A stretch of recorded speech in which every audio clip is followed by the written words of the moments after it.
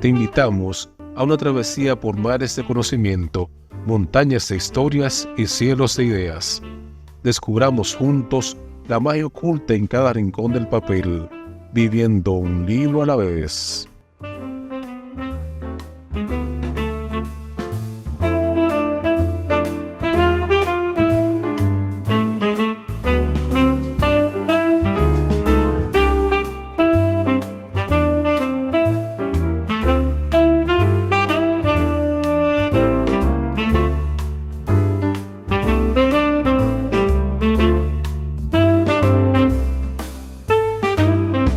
Conversamos con Sandra Tavares sobre su libro de cuentos En tiempos de vino blanco.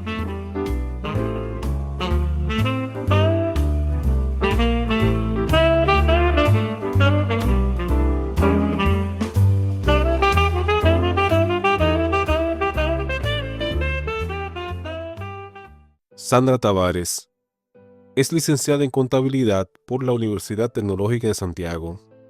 Habla inglés, francés, italiano y portugués.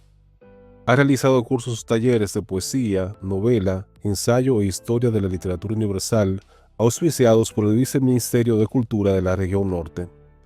Artículos y cuentos suyos han sido publicados en Cuadernos de Teresina, Centro de Estudios Extremeños de Terraza, Barcelona, del periódico La Información de Santiago de los Caballeros, en la antología Jueves Literarios de Sosúa, y en las antologías El Taller de Narradores de Santiago y Este era el Principio y Caleidoscopio. Ha participado como expositora en conferencias y coloquios en el Centro de la Cultura de Santiago, en Casa de Arte Incorporada, en el Diplomado de Formación Artística del Centro Eduardo León Jiménez en Santiago y en el proyecto de Formación Juvenil en el Mundo de la Creación Literaria en Tenares. Ha leído cuentos en la Feria Internacional del Libro de Santo Domingo y en la Feria del Libro Dominicano en Nueva York. Obtuvo mención de honor en el primer concurso de cuentos sobre béisbol organizado por la entonces Secretaría de Estado de Cultura en 2008. Mención de honor en el 16º concurso de cuentos de Radio Santa María en 2009. Mención de honor en el segundo concurso de cuentos sobre béisbol de la entonces Secretaría de Estado de Cultura en 2009. Mención de honor en el 22º concurso de cuentos Radio Santa María 2015. Y mención de honor en el 14º concurso de cuentos de la Sociedad Cultural Alianza Cibaeña en 2015. En el año 2012 recibió el reconocimiento como joven escritora por los méritos adquiridos en su carrera literaria, otorgado por el Taller Virgilio Díaz Grullón del Centro Universitario Regional de Santiago. Perteneció al Sistema Nacional de Creadores Literarios y es miembro del Taller de Narradores de Santiago. Entre sus publicaciones encontramos los libros de cuentos Matemos a Laura y Límite Invisible.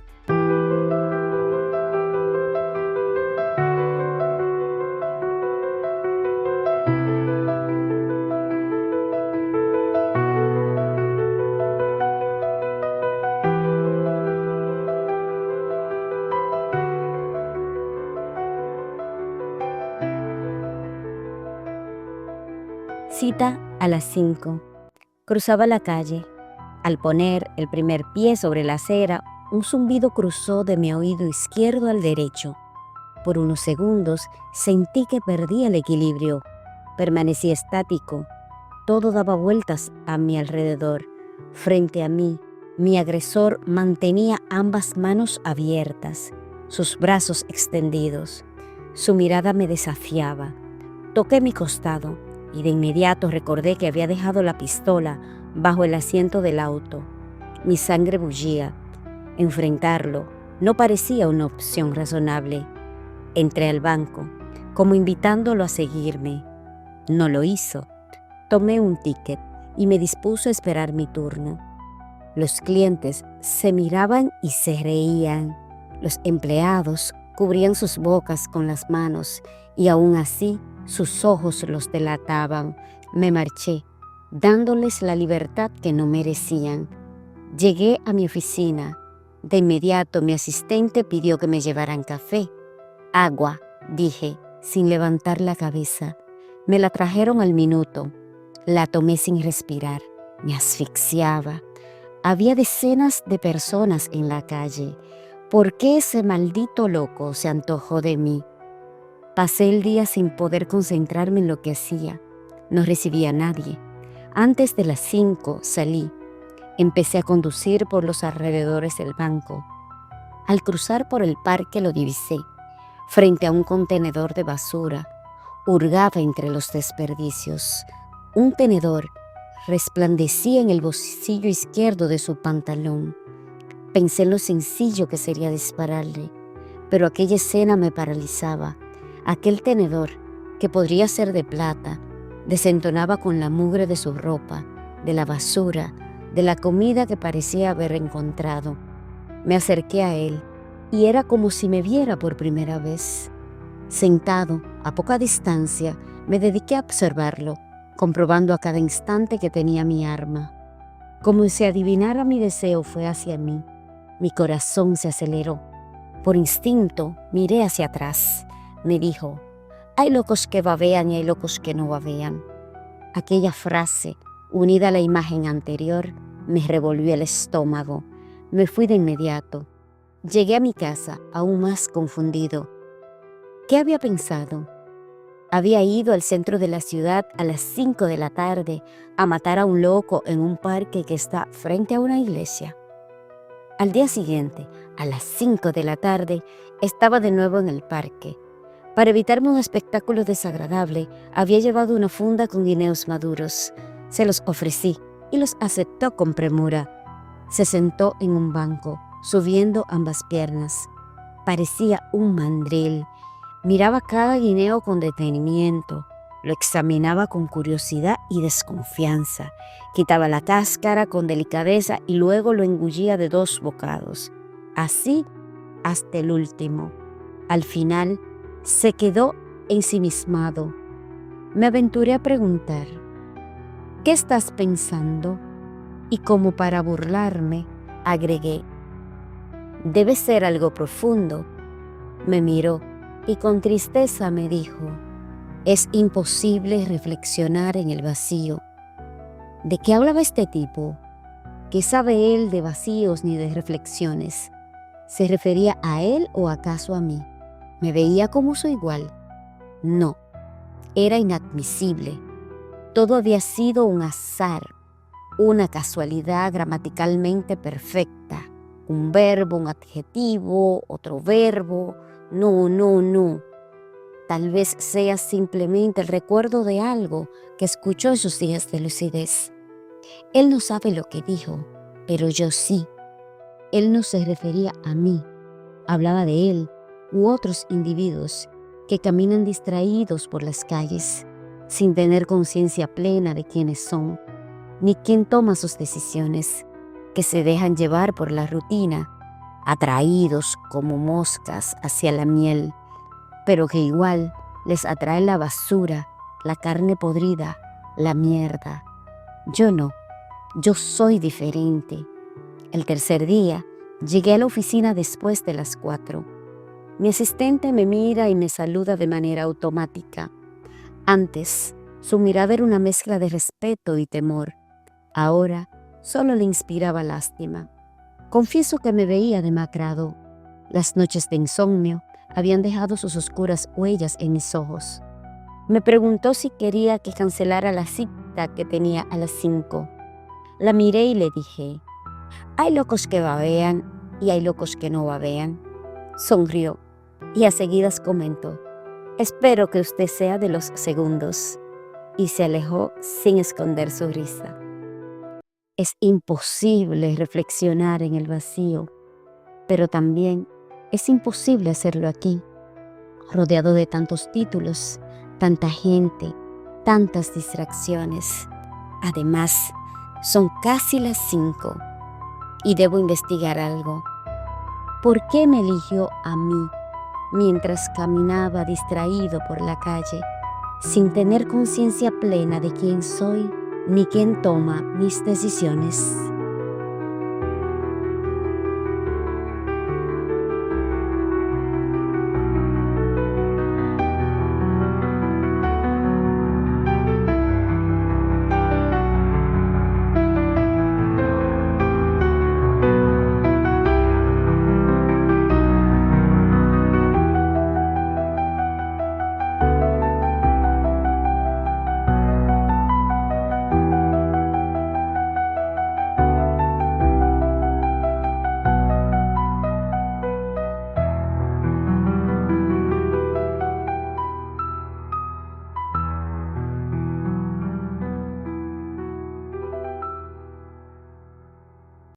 Y de esa manera iniciamos un nuevo episodio de Literatura Literaria Papel Maché, un podcast dedicado a la difusión de la literatura desde la República Dominicana.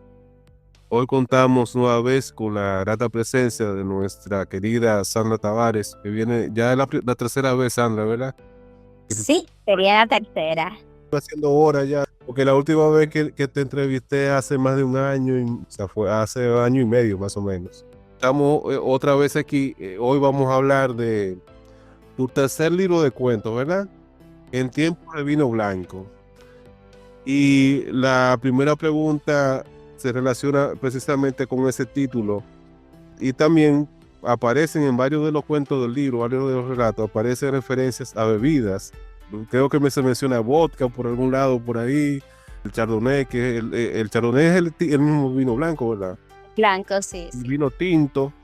Entonces, ¿cómo influye la simbología de las bebidas precisamente en la narrativa y qué conexión tiene con los temas que exploras en tus cuentos?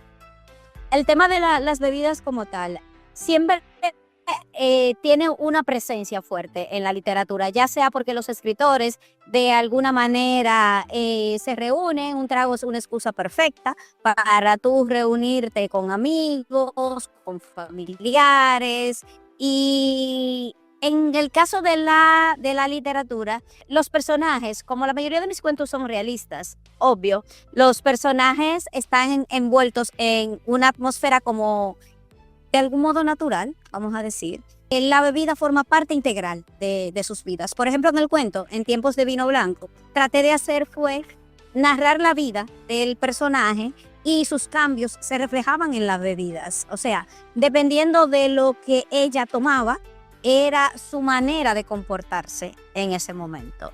El cuento inicia en tiempos de Ginebra y de ahí va narrando una serie de hechos que van cambiando en su vida y de formas. Entonces, en el caso del personaje de este cuento, cada vez que cambia de manera radical una bebida es porque ha cerrado una etapa en su vida. Entonces empieza desde ahí, desde los tiempos de Ginebra, vienen los tiempos de amaretto, pasa por los tiempos de vino tinto y hasta que llega a los tiempos de vino blanco, que es ya donde sale el desenlace de la historia. Entonces, por lo general, las bebidas están ligadas a la vida de manera natural de las personas y como los cuentos son realistas, es más fácil llevar a los personajes como por ese camino.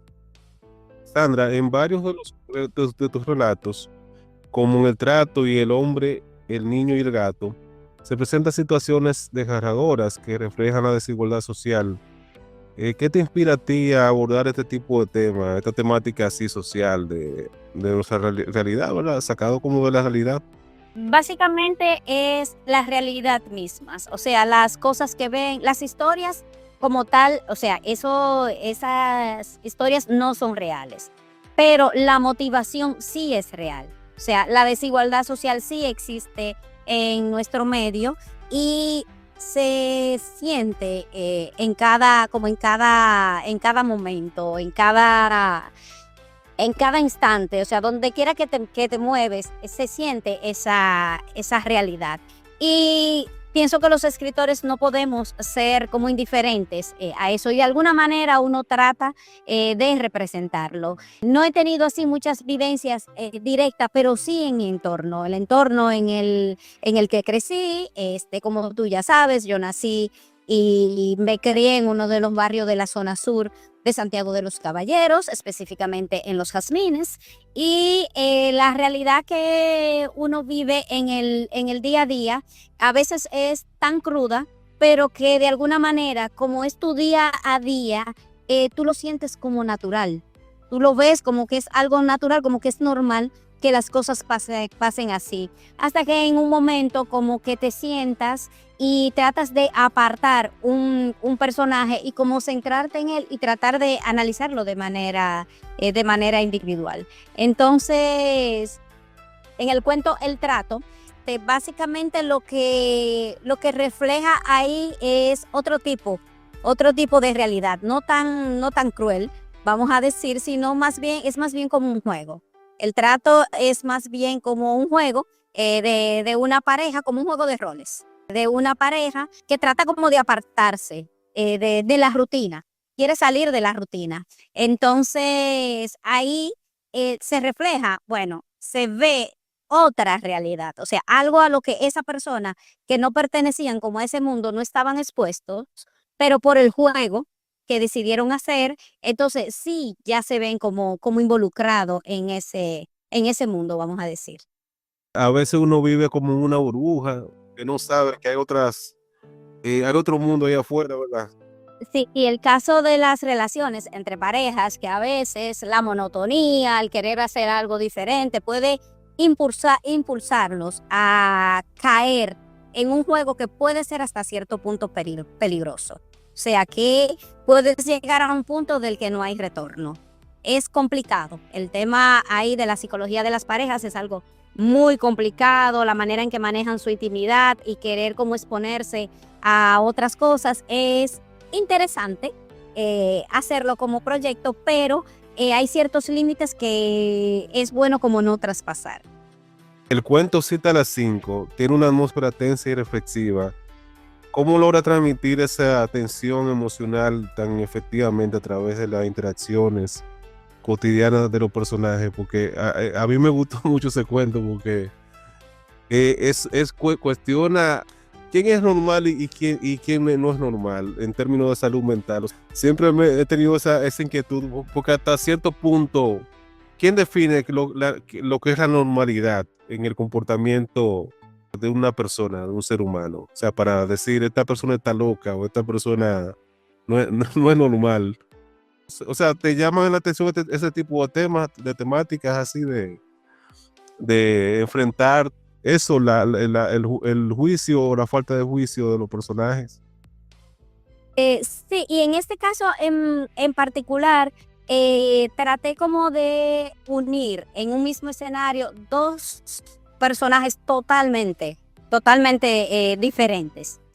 Se encuentran en la entrada de pues la manera en cómo reacciona en lo que sería el personaje principal, te permite como que el cuento se vaya como desarrollando por esa línea, porque como tú dices, ¿cómo determinamos la salud mental de una persona? Bueno, tú puedes tener ciertas deficiencias en un aspecto, pero puedes tener una capacidad de razonamiento. O sea, tú puedes tener un razonamiento lógico.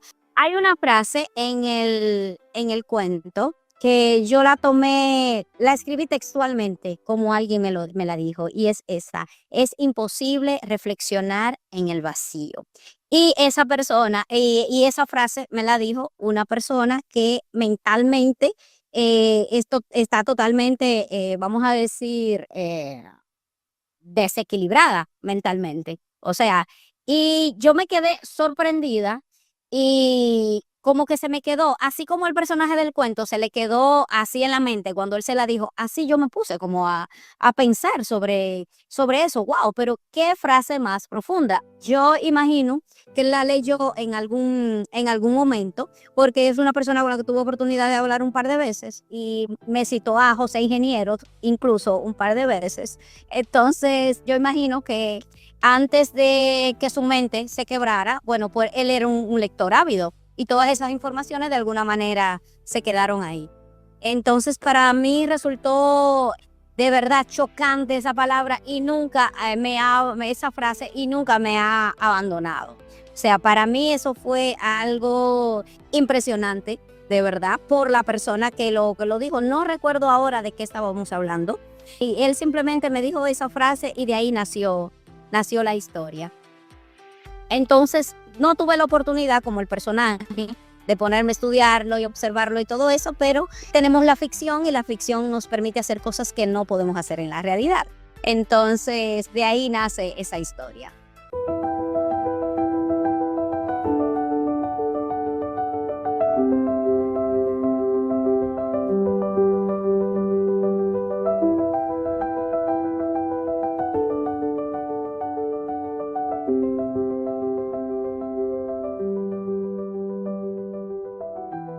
El trato. Hasta este momento cada uno había desempeñado su papel. Fuiste a la peluquería por un corte de pelo. Pasaste por el cajero automático para tener efectivo. No tenías idea de cuánto debías pagar. Te fuiste a un bar. Ordenaste una botella de Chardonnay. Tratabas de perderte en cada sorbo. No querías imaginarte lo que sucedería en un par de horas. Sin embargo, tu mente volaba lejos y empezaste a sentir una ligera excitación. Son las 10 de la noche. Te diriges al área monumental.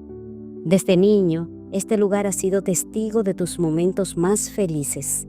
¿Recuerdas cómo tú y tus amigos subían sus escalones para luego descender, resbalando sobre los pasamanos que están a ambos lados? También fue aquí donde debutaste en el carnaval. Hoy, vienes aquí en busca de una aventura. Conduces lentamente por la explanada frontal del monumento. Los noctámbulos que habitan la ciudad empiezan a deambular con timidez. Tu mirada se cruza con algunos de ellos. Notas que la mayoría son jóvenes. En algunos casos, se te dificulta distinguir a las hembras de los varones. La ves. Tu corazón dice que es ella, pero tus ojos apenas pueden creerlo. Sus zapatos tienen un tacón metálico de más de 5 pulgadas de alto. La falda apenas tapa sus glúteos. Sin embargo, las mangas cubren completamente sus brazos. Sí, es ella. Aunque aquel cabello rojo que cae ensortijado sobre sus hombros quisiera convencerte de lo contrario. Los que están a su alrededor, algo confundidos, la perciben como una amenaza latente.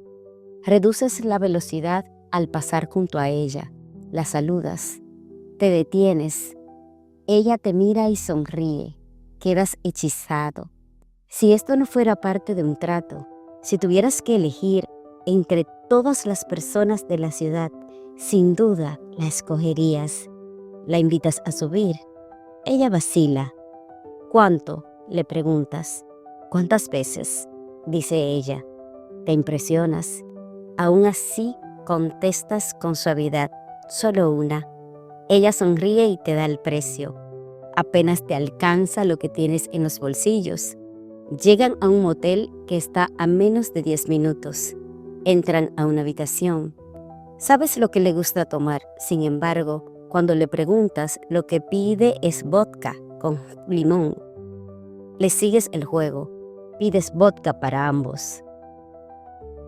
Ella está sobre el sofá. Tu mirada se pierde en su cuerpo.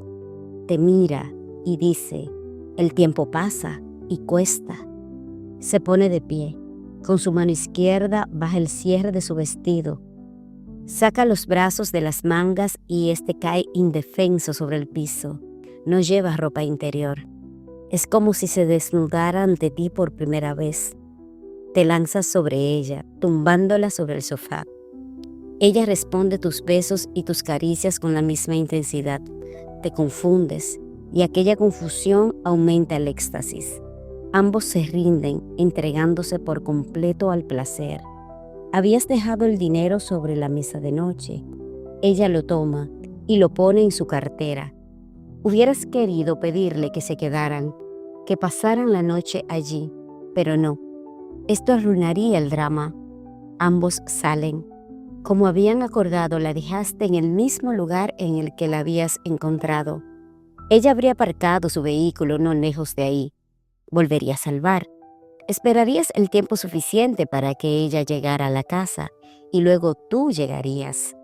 Podrían reírse de todo cuanto habían hecho o dormir abrazados hasta el amanecer. Estás feliz. No resistes la tentación de mirar hacia atrás. Camina como una reina entre plebeyos. Los que aún están ahí la perciben como una amenaza real. Un vehículo pasa cerca de ella. Se detiene. Tú te preparas para dar marcha hacia atrás. El conductor dice algo. Ella vacila por unos segundos. Luego sonríe de manera escandalosa y antes de que encuentres la reversa, la ves subir a un Mercedes-Benz del año.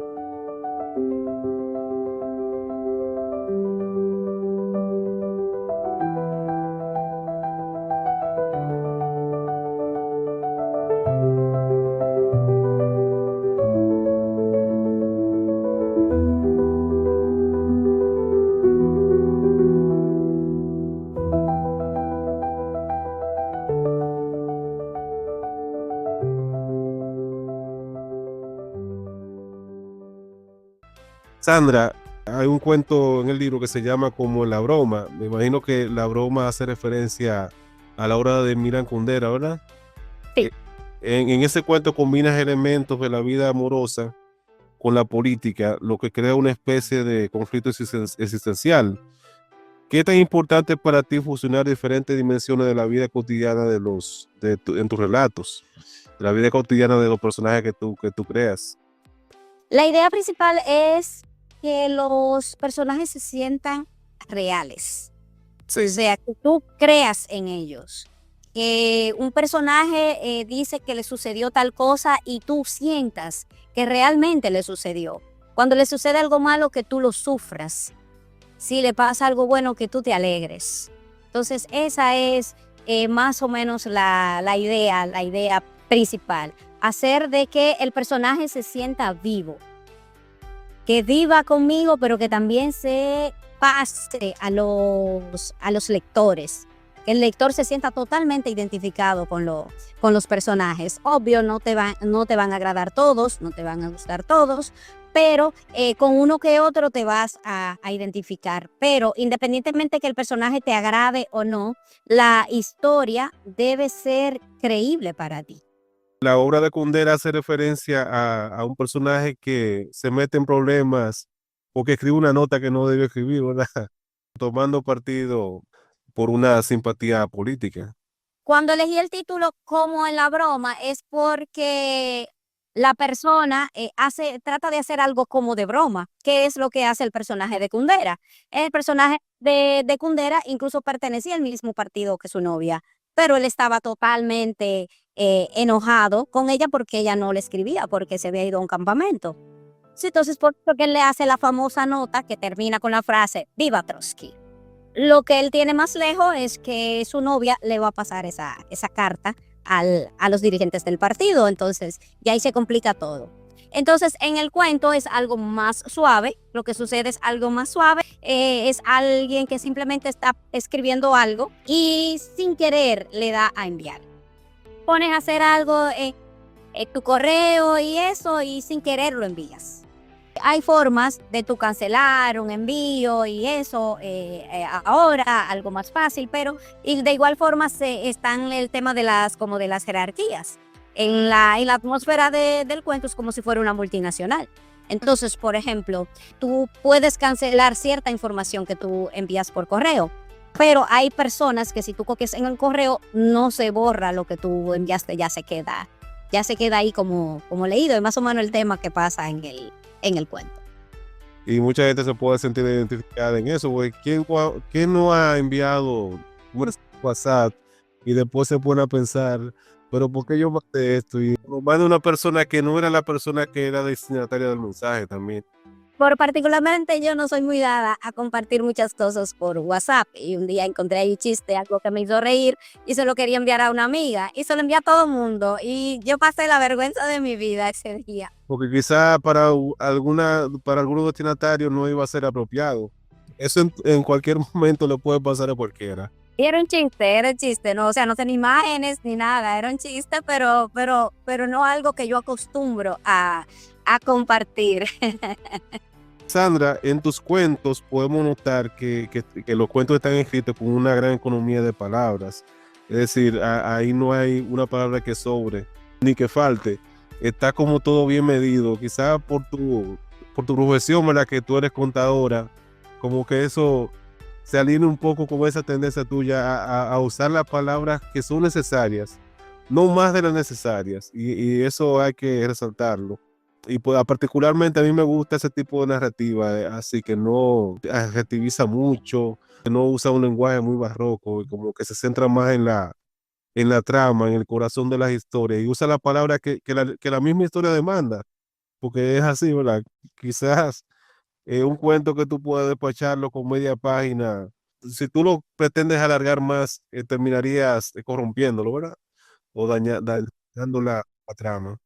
Entonces, en ese sentido, cómo defines el arte del cuento breve y qué desafíos encuentras en este formato? O sea, te gusta mucho el cuento breve a ti?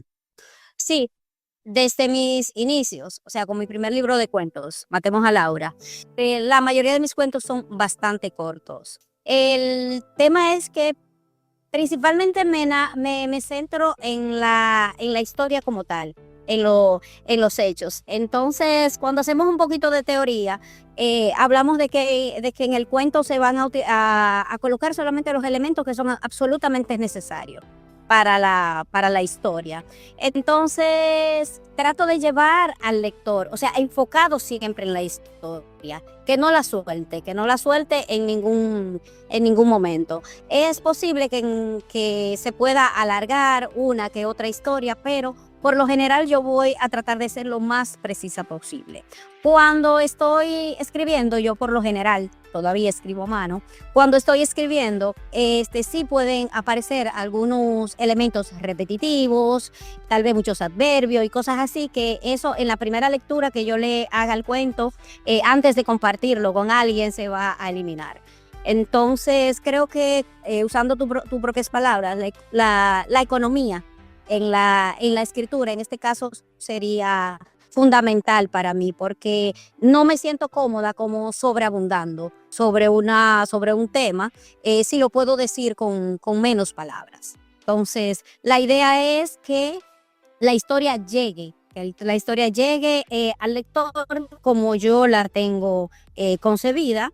Es posible incluso que pueda tener algunas otras interpretaciones, tal vez por la misma economía de palabra. Es posible que tú entiendas en algunos puntos algo diferente de lo que yo quiero decir. Eso también es posible, pero en la mayoría de los casos sí puedo expresar exactamente lo que quiero decir en la cantidad de palabras que quiero utilizar. Esa es la característica esencial del cuento, como decía el maestro Juan Bosch, ¿verdad? Que es como la flecha dirigida a un blanco. Y si tú comienzas con descripciones muy detalladas, puede terminar desviando totalmente de lo que tú quieres contar ahora. Eso puede darse. Exactamente, exacta- exactamente. Y retomando eso de Juan Bosch y los apuntes sobre el arte de escribir cuento, que él también dice que tú tienes que saber hacia dónde vas, porque eso como que te guía para tú saber dónde va a terminar el cuento. O sea, yo desde el principio, o sea, desde antes de poner la primera palabra en la historia, yo sé cómo va a terminar. Yo sé exactamente cómo va a terminar. ¿Qué puede variar en la escritura? El centro. Sí, Y muchas veces yo cambio el inicio. O sea, yo inicio de una manera escribiendo, ya cuando estoy trabajando el cuento puedo cambiar el inicio. Pero el final yo lo tengo concebido desde que empiezo a escribir. te mantienes centrada en el objetivo, ¿verdad? Exactamente, exactamente. En muchos de tus cuentos, como en El Trato, al que ya hacemos referencia, ¿verdad? Y en Tiempos de Vino Blanco, que es el que da título al libro, se muestran personajes en situaciones de desarraigo o crisis existencial. ¿Crees que tus relatos están constituidos o construidos para invitar a la reflexión sobre la condición humana y cómo logras equilibrar el análisis profundo con la narrativa en sí misma? Sí, volviendo al cuento de El Trato, los personajes son personas, vamos a decir, normales. No sé si usar el término normal aquí está correcto, pero una pareja común y corriente que trata como dijimos al principio, de explorar otras cosas, de hacer algo diferente como para hacer su relación más atractiva. Entonces, desarrollar los personajes así es tú como ponerte en el lugar del otro, tratar de imaginar, ok, ¿qué sucedería si en vez de ellos ponerse a ver televisión como hacen todas las noches, deciden salir, pero no salir juntos de su casa, sino encontrarse de manera casual en la calle, que haya una especie como de conquista entre ellos? Entonces, es tú tratar de imaginar qué sucedería con eso. Bueno, podríamos ponerle un final bonito, que todo termina bien y que regresan a su casa y que se divierten muchísimo con lo que pasó. Pero también puede suceder otra cosa, y es que ellos mismos descubran algo que está dormido dentro de ellos y que no lo han explorado. Entonces, ese es el tema, como tú tratar de imaginarte qué puede suceder. O sea, porque necesitamos encontrar en la historia algo diferente, algo que se salga como de lo común, no de lo común. La idea es colocar a los personajes en una situación que ellos puedan desarrollarse de alguna manera y te puedan mostrar cosas que incluso tú mismo, cuando concebiste el personaje, no pensaste que eran capaces de hacer eso. Entonces, ponerlos en esa situación. O sea, la chica cuando inicia el cuento, ella no sabe que va a terminar de esa manera. Ella no lo sabe, ella simplemente está siguiendo el juego. El juego que propusieron los dos. Pero luego que acordaron, por eso se llama el trato. Exactamente, porque ambos estaban de acuerdo, porque siempre se dice de que se pueden hacer muchas cosas en las parejas, pero ambos tienen que estar de acuerdo. Entonces, si ambos están de acuerdo, es como una especie de trato. Y ya el otro cuento que mencioné, que es el que da título al libro, En tiempo de vino blanco, me llamó la atención que tú usas el personaje principal, tú le pones tu nombre, Sandra, y mencionas a Ubaldo, que es un amigo nuestro común, que es abogado en la vida real y que también el personaje es abogado en el cuento. Iba a preguntar, ¿hay algunos elementos que ocurrieron en la realidad en tu vida real? Que uno lo lee, uno pensaría como que hay algún elemento autobiográfico ahí. Lo de mi nombre, de manera particular, es como algo que nace en algunos escritores, o sea, como de nombrar a un personaje. Y en este caso, la protagonista. Aunque aparenta que estoy ahí dentro del personaje, pero en realidad eso me alejaba un poco. O sea, me permitía verme como de otra perspectiva, como si estuvieras en un espejo, pero lo que estás viendo en el espejo no es tu propio reflejo. O sea, es como si estás viendo otra historia que está sucediendo en el espejo. La mayoría de mis personajes no tienen nombres. Tú lo has notado porque te has leído ya los 3 libros de cuento o los 4 libros de cuento que tengo, ya lo has leído. Y yo no nombro mucho los personajes. En cada cuento hay tal vez un personaje que tiene nombre, pero ya en este decidí personalizarlo un poco. Entonces por eso utilicé mi nombre, aún guardando cierta distancia. Entonces, incluso notas que en el cuento hay 2 narradores en la historia. Entonces, eso también permite como separar un poquito. Entonces, otros nombres que aparecen, el nombre de Ubaldo, bueno, la familia necesita un abogado. Y si es el abogado de la familia, tiene que ser alguien muy cercano y por eso se me ocurrió utilizar el nombre de Ubaldo. Otro nombre que aparece, creo que es el tío Antonio, que se nombra como una vez. Entonces, ese es el nombre de mi tío, José Antonio. Entonces, en ese cuento en particular, que es como tan cruel también, no sé, decidí personalizar algunos de los detalles. ¿Qué hay de autobiográfico en ellos, en la historia en sí? Las bebidas. Hace muchos años tenía un grupo de amigos y siempre que nos reuníamos tomábamos ginebra con jugo. Y eso fue en los tiempos que yo estaba en la universidad y que estaba haciendo algunas otras cosas. Entonces ya después hubo un tiempo que me reunía con un grupo de escritores y en ese tiempo siempre tomábamos vino tinto. Entonces lo que tiene de real la historia es la secuencia de las bebidas hasta los tiempos de vino blanco. La secuencia sí es real. Incluso lo del amaretto y el vodka también hubo un tiempo que siempre que nos reuníamos tomábamos vodka. Y son diferentes personas en diferentes tiempos. Y ya una última pregunta para cerrar, Sandra. Tú me comentaste hace unas semanas que te tradujeron un libro de cuentos, ¿verdad? El primer libro de cuentos que tú publicaste, Matemos a Laura, lo tradujeron al italiano, ¿verdad? Sí. Cuéntanos un poco de esa experiencia. Vi que diste una entrevista también con la traductora. Cuéntanos un poco de todo eso que rodea tu libro y esta experiencia de ser traducido al italiano. ¿Cómo fue que sucedió? ¿Cómo llegaste hasta ahí?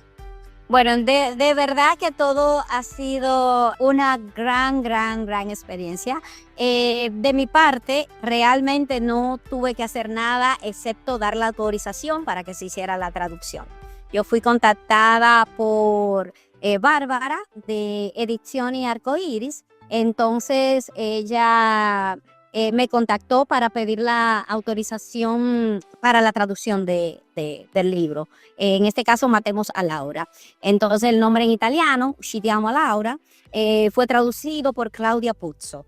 La entrevista que estaba compartiendo es realmente una entrevista que se le hizo a Claudia sobre su experiencia con la traducción.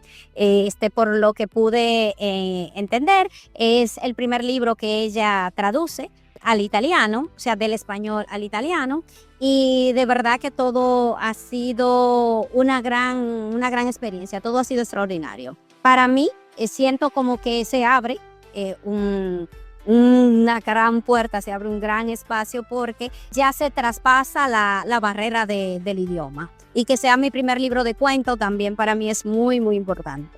Nada, o sea que quieran practicar su italiano aquí, si quieren leer algo de literatura dominicana, ya pueden comenzar por Sandra. Sí. De hecho, ya yo personalmente leí el libro. Fue una experiencia, fue algo diferente, realmente. O sea, estoy leyendo mi propio libro, pero como si tuviera escrito por otra persona, con mi sello personal de otra persona. Entonces, de verdad, no podía soltarlo. Como hace mucho que no leía en italiano, no podía leerlo todo así como de golpe. Entonces, lo que hice fue que leí la mitad del libro un día y ya el otro día leí la otra parte. Pero la sensación de verdad que fue muy gratificante. Estoy de verdad muy contenta y estoy emocionada y también estoy agradecida, tanto de Edizioni Arcoiris como de Claudia Puzzo, que fue quien hizo la traducción. De hecho, al final del libro, ella toma una frase de uno de los cuentos y hace un escrito personal. Estoy muy agradecida, de verdad, de Edizioni Arcoiris y de manera personal de Claudia Puzzo, porque la traducción del libro realmente nos abre una puerta a un escenario al que realmente no tenemos acceso por la barrera del idioma. Así que muchas gracias, Bárbara, Claudia y Edizioni Arcoiris. Sandra, entonces no me queda más que darte las gracias por participar en un tercer episodio para hablar de tu literatura, de tu cuentística. Sé que tú tienes siempre algo debajo de la manga por ahí guardado o que estás trabajando o ideando, así que esta no va a ser la última vez que te tengamos por aquí. Espero que así sea y siempre nos mantenemos en contacto y nada, como siempre te digo, felicitaciones a ti por este espacio que tú abres. Tocas temas de literatura universal, pero sobre todo lo que haces para los escritores dominicanos, que ayudas mucho de verdad con la difusión. Así que te felicito por eso. Pues muchísimas gracias. Y nada, esperamos que nuestros oyentes hayan disfrutado de esta conversación y les esperamos en el próximo episodio.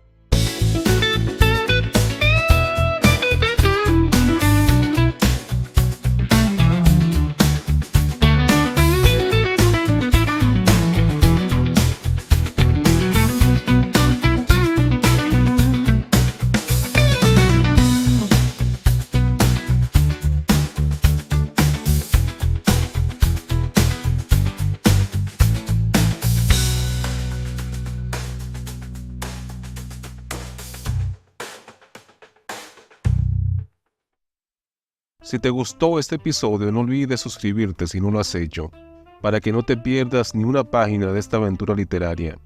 Y si además nos regalas un me gusta, compartes con tus amigos y dejas un comentario, estarás ayudando a que esta comunidad lectora siga creciendo. Suscríbete, comenta y comparte. Hagamos de cada episodio una tertulia más grande y más rica en historias.